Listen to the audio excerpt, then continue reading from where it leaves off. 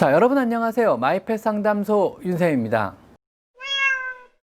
중년기에 접어들게 되면은요, 활발한 움직임이 많이 적어지게 됩니다. 자는 시간이 길어질 뿐만 아니고 잠의 깊이 또한 깊어지게 됩니다. 11세 이상의 노령 고양이의 30%는요, 치매를 앓고 있다고 말할 만큼 굉장히 흔한 질환 중에 하나입니다. 우리가 잘 모를 뿐이죠. 자, 오늘은 고양이 노화의 징후에서 다시 한번 알아볼 텐데요. 오늘은 고양이 노화의 징후 중 행동의 변화에 대해서 한번 알아보도록 하겠습니다. 노화가 찾아오면은요, 고양이의 행동에도 변화가 시작되게 됩니다. 대체로 젊은 시절에 비해서 잘 안 움직이려고 하는 거죠. 우선 첫째로 자는 시간이 길어집니다. 심지어 심하면 하루에 20시간 가까이를 자기도 하는데요. 자는 시간이 길어질 뿐만 아니고 잠의 깊이 또한 깊어지게 됩니다. 예전에 작은 소리에도 민감하게 일어나서 반응하던 것과 달리 깨워도 잘 일어나지 못하며 갑자기 깨우면은 정신을 못 차리고 상황을 파악하는데 시간이 약간 걸립니다. 약간 좀 비틀비틀하고 멍한 거죠. 활동성 역시 저하되는데요. 중년기에 접어들게 되면은요, 젊었을 때처럼 활발한 움직임이 많이 적어지게 됩니다. 전처럼 집사와 함께하는 사냥놀이에 민감하게 반응하지 못하고요. 놀이 행동 자체에 관심이 좀 많이 떨어져요. 혹 놀이를 하더라도 사냥물이나 집사에 대해 흥미도가 많이 떨어지고 집중도 역시 많이 떨어지게 되고요. 노는 시간 자체도 서서히 줄어들게 됩니다. 간혹가다 질문 중에 왜 우리 애는 장난감 갖고 잘 안 놀아요? 그거는요, 이미 나이가 들어서 그런 경우도 많이 있어요. 장난감 갖고 놀 나이 지난 거죠. 집사가 흔들어주는 오뎅꼬치나 낚싯대에 지금 반응을 잘하고 있다면은요, 지금 열심히 잘 놀아주세요. 나중에 조금 더 나이가 들면은요, 놀아주고 싶어도 놀아줄 시간이 돼도 얘들 자체가 몸이 잘 안 따라가서 못 놀아요. 아셨죠? 여러분이 고양이와 놀 수 있는 시간은 생각보다 빨리 지나간답니다. 항상 명심하세요. 고양이는 우리보다 6배에서 7배 빠른 시간대를 살아가고 있다는 동물을 아셨죠? 고양이가 시니어기에 접어들게 되면은요, 더욱더 행동이 느려지기 시작하고요. 일어서거나 걷는 등의 행동 하나하나를 수행할 때조차도 어느 정도 시간이 걸리게 됩니다. 사람의 노인과 똑같이 되는 거죠. 관절이 아파서 움직임이나 걷는 행동 등 하나하나에 굉장히 신경을 많이 써야 되므로 되도록이면 잠자리나 먹이 그릇, 물그릇, 혹은 얘가 쉴 곳, 아니면 화장실 같은 것도 가까운 곳에 모아주시는 게 좋습니다. 젊을 땐 최대한 멀리 떨어뜨려 주시는 게 얘네들의 행태와 습성에 맞는 방법이지만, 나이 들어서 움직임에 제한이 생기기 시작하면은요, 최대한 가까이 모아주셔서 얘들이 조금 더 편안하게 움직일 수 있게 도와주시는 것이 좋습니다. 물론 화장실 높이도 낮춰주시고요. 아셨죠? 그리고 민첩성과 운동 능력도 현저히 떨어지게 되는데요. 평형 감각도, 운동 능력도, 민첩성도 전부 다 현저히 떨어지게 됩니다. 관절 질환으로 인해서 다리 사용을 잘 안 하게 되므로 뒷다리 근육이 급속하게 소실되기 시작하고요.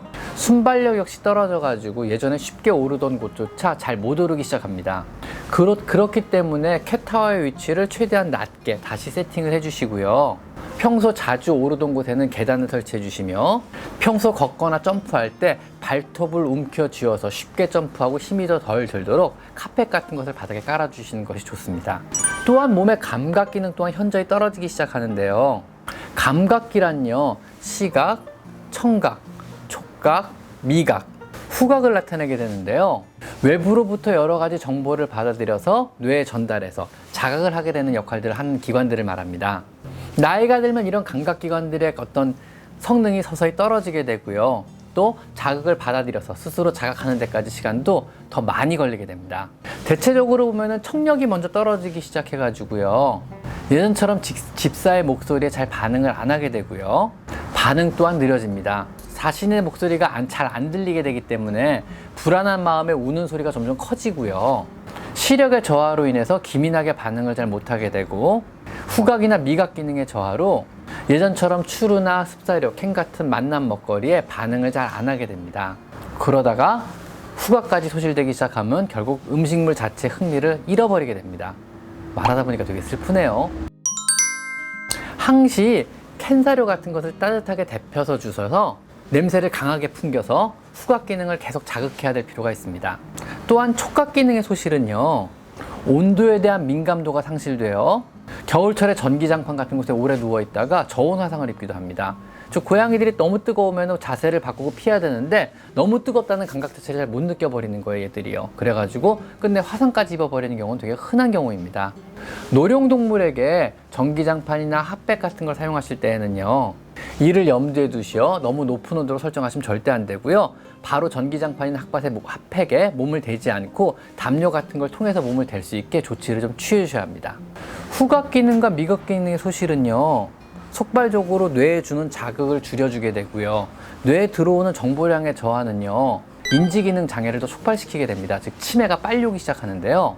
뇌는요, 항시 여러 가지 자극에 노출이 되어야만 그 기능이 유지되는 장기 중에 하나입니다. 그래서 뇌 기능을 계속 유지시켜 주려고 뭐 껌을 씹어라, 펌핑 작용으로 뇌에 피를 보내기 위해서, 아니면 고스톱을 쳐라, 생각을 해라, 뭐 다른 활동을 해라, 흥미거리를 찾아라, 그래서 그러는 거거든요. 사람도요. 항시 시각, 청력, 후각, 미각 등의 자극을 계속 주어서 뇌에 자극을 받게 해서 치매가 오지 않게 하셔야 됩니다. 그리고 나이가 들면 또 추위를 많이 타게 되는데요. 나이가 들게 되면 결과적으로 몸이 마르기 시작합니다. 근육량 또한 현저하게 줄게 되고요. 혈액순환 및 신진대사 기능이 원활하지 않게 되어 활동량 또한 줄게 되고, 이로 인해서 추위를 더 많이 타게 되는 겁니다. 심한 추위는요, 몸의 에너지를 많이 소모하게 되고요. 온도의 유지를 위해 혈류와 에너지가 더 많이 소모되게 되므로 뇌에 들어가는 혈류량은 상대적으로 더 줄게 됩니다. 이는 급속하게 치매와 같은 질환을 발현시킬 수 있기 때문에 겨울철에는 탕파나 아니면은 핫팩, 전기요 같은 걸 사용해서 절대 춥게 놔두시면 안 됩니다. 무조건 따뜻하게 해주셔야 됩니다. 아셨죠? 그리고 나이가 들게 되면 인지기능 장애 증후군, 흔히 치매라고 하는 질환이 생기게 됩니다. 치매는요, 관절염이나 다른 노령성 징후와 많이 헷갈리기도 하거든요. 그리고 잘 살펴보시다 이상하면은요, 병원에 가서 검사를 받고 진단을 빨리 받는 것이 굉장히 중요합니다. 고양이의 치매는요, 사람의 알츠하이머성 치매와 그 증상이 굉장히 유사합니다. 11세 이상의 노령 고양이의 30%는요, 치매를 앓고 있다고 말할 만큼 굉장히 흔한 질환 중에 하나입니다. 우리가 잘 모를 뿐이죠. 고양이 치매의 증상은요, 사람과 마찬가지로 먼저 성격의 변화를 겪습니다. 대체로 짜증스러워지거나 까탈스러운 성격이 되고요. 때로는 화를 잘 내기도 하고 싸나워지기도 합니다. 증상이 더 심해지면은요, 기억력의 상실과 함께 혼란스러움을 보이기 시작합니다. 대소변을 실수하기 시작하고요. 자신이 평소 다니던 길을 잃어버리며 벽을 타고 돌기도 하고요. 허공을 보고 울기도 합니다. 낮과 밤이 바뀌어 가지고요, 평소 밤에 잘 자던 애가 밤에 이제 어슬렁어슬렁 돌아다니기도 시작하고요. 잠이 많아지며 웅크리고 잘 안 움직이려고 합니다. 더 심해지면 방향 감각을 상실하게 되고요. 제자리에서 뱅글뱅글 돌기만 하는 서클링 운동을 시작하게 되는데요.